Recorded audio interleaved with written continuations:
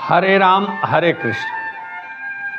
आज हम श्रीमद् वाल्मीकि रामायण के 42वें सर्ग का, अयोध्या कांड के 42वें सर्ग की कथा करेंगे। श्री राम सीता और लक्ष्मण को लेकर के वन को जाने के लिए महल से निकल करके और रथ पर आरूढ़ हो करके और वन को चले जाते हैं। अब महाराज दशरथ महल के बाहर खड़े हैं और श्री राम के रथ को जाते हुए अपलक देख रहे हैं और तब तक वहाँ खड़े हैं जब तक कि उनका रथ आंखों से ओझल नहीं हो जाता है।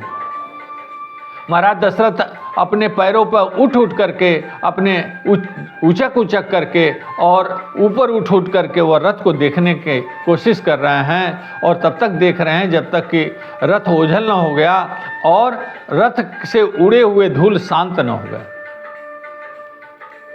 अब महाराज दशरथ विषादयुक्त होकर के, शोक संतप्त होकर के और वहीं धड़ाम से धरती पर गिर जाते हैं, पृथ्वी पर गिर जाते हैं। पास में महारानी कौशल्या जो हैं खड़ी हैं, वह दौड़ करके और आती हैं, उनके दक्षिण भाग में खड़ी होकर के उनका बाँह पकड़ लेती हैं। ठीक उसी समय कैकेयी भी वहाँ मौजूद हैं, कैकेयी भी खड़ी हैं और कैकेयी भी दौड़ करके आती हैं और महाराज के बाम अंग में खड़ी हो जाती हैं। महाराज दशरथ कैकेयी को देख करके और उनके सारे अंग जो हैं एकदम व्यथित हो जाते हैं और बहुत क्रोध में आकर के और महाराज दशरथ कैकेयी से कह रहे हैं, कैकेयी उनके नज़दीक आकर के उनको पकड़ने जा रही हैं तो महाराज दशरथ जोर जोर से क्रोध में कहते हैं कि पाप का विचार रखने वाली कैकेयी, तुम मुझको छूना नहीं, तुम मुझसे दूर रह। तूने धन और राज्य के लोभ में जो तूने वरदान के आड़ में जो कृत्य किया है, मेरे श्री राम को तूने वन भेजने का काम किया है, इसलिए तू अब मुझसे दूर रहना, तू पापिनी है। और आज से मैंने जो तुमसे पाणी ग्रहण संस्कार किया है, उस पाणी ग्रहण संस्कार का बंधन आज से मैं तोड़ता हूँ और इस लोक और परलोक दोनों लोक में तुम्हारा त्याग करता हूँ। और यहाँ तक कि तुमसे जुड़े हुए जितने परिजन हैं, जिस तुम्हारे के कारण मेरे बंधु बांधव कहलाते हैं, परिजन कहलाते हैं, उनसे भी मेरा अब कोई संबंध नहीं है और तुझसे भी अब तू न तो मेरी भार्या है न मेरी कोई बांधवी है। और हाँ, अगर तेरा पुत्र भरत इस राज्य को स्वीकार करता है, जिस प्रकार से तूने निष्कंटक बना करके राज्य उसके लिए मांगा है, और इसको अगर वह प्रसन्नता से अगर स्वीकार करता है, तो भरत के लिए भी मेरी यह प्रतिज्ञा है कि उसका दिया हुआ जो तर्पण और जल और श्राद्ध का पिंड मुझको प्राप्त न हो, मुझे उसकी आवश्यकता नहीं है, उससे भी मेरा कोई संबंध नहीं है। इतना कह करके महाराज धूल में लौटने लग जाते हैं तो महारानी कौशल्या अब उनका धूल झाड़ करके और उनको उठा करके और महल की ओर ले जाने लगती हैं। महाराज दशरथ पीछे मुड़ करके राम जी का रथ जिस मार्ग से गया है, उस मार्ग की ओर पीछे मुड़ करके वह देख रहे हैं कि कहीं राम लौट तो नहीं आ रहे हैं। इस भाव से वह बार बार पीछे मुड़ करके देख रहे हैं।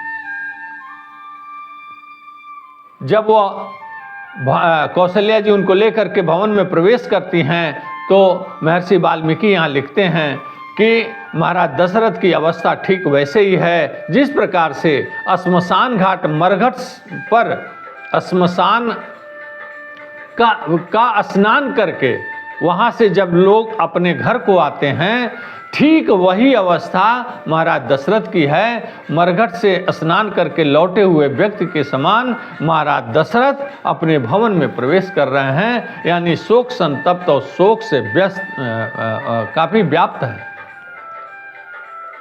अब महाराज दशरथ द्वारपालों को इशारे से धीरे धीरे कह रहे हैं कि हे द्वारपालों, मुझे तुम लोग श्री राम की माता कौशल्या के कक्ष में ले चलो। मुझे वहीं संतोष मिलेगा। अब मैं कहीं अन्यत्र न जा करके मैं अब कौशल्या के कक्ष में चलूँगा। तो द्वारपाल और महारानी कौशल्या उनको महारानी कौशल्या के कक्ष में ले जा करके पलंग पर सुला देते हैं।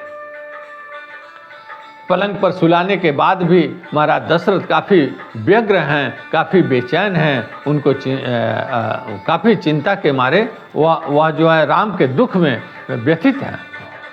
महाराज दशरथ कह रहे हैं कि ये कैकेयी ने जो कुछ किया इसके कारण मेरा राम जो पलंग पे अच्छे चंदन के पलंग पे सोता था और तकिया के सहारे सोता था, अच्छी तरह से जिसको जो अपने शयन कक्ष में आराम से सोता था और आभूषणधारी सुंदर स्त्रियां उसको व्यजन डुलाती थीं, ऐसा श्री राम आज मेरा राम जो किसी पेड़ के वृक्ष के जड़ के नीचे जड़ के पास वह अपना सिर के नीचे पत्थर या कोई लकड़ी का सहारा लेकर के और पेड़ के नीचे सोएगा। और हमारी पुत्र वधू बिचारी सीता जो जनक नंदिनी है वह लाड प्यार से पली बढ़ी है और आज वह किस प्रकार से वन को जा रही होगी, पैरों में कांटे चुभ रहे होंगे और पैरों में कांटे चुभने के बाद मार्ग पूरा करने के बाद वह जहाँ रात गुजारेगी वहाँ रात को वन में बाघ और सिंह दहाड़ेंगे, चिघाड़ेंगे। उसकी आवाज़ सुन करके बेचारी सीता तो डर जाएगी, भयभीत हो जाएगी। वह किस प्रकार से वन में अपना जीवन गुजारेगी, किस प्रकार से वन में वह रात को सो पाएगी, ये सब चिंता करते हुए और महाराज दशरथ अब जो है काफ़ी व्यग्र हैं, बेचैन हैं, राम राम कर रहे हैं, राम को याद कर रहे हैं, राम के ही चिंतन में। अब आधी रात हो जाती है और आधी रात होने के पश्चात वह कौशल्या को पुकारते हैं। कौशल्या जी कहते हैं कि कौशल्य अब मैं राम के साथ ही मेरी दृष्टि भी चली गई है, अब मुझे कुछ दिखाई नहीं दे रहा है, मुझे कुछ सूझ नहीं रहा है, तुम भी मुझे दिखाई नहीं दे रही हो। कौशल्य तुम कहाँ हो, मेरे नज़दीक आओ। इतना सुन करके कौशल्या जी उनके नज़दीक आकर के पलंग पर बैठ जाती हैं और बहुत ज़ोर ज़ोर से करुण क्रंदन करते हुए विलाप करती हैं, ज़ोर ज़ोर से रोने लगती हैं। 42वें सर्ग में कथा बस इतनी, अगली कथा हम 43वें सर्ग की करेंगे। हरे राम हरे कृष्ण।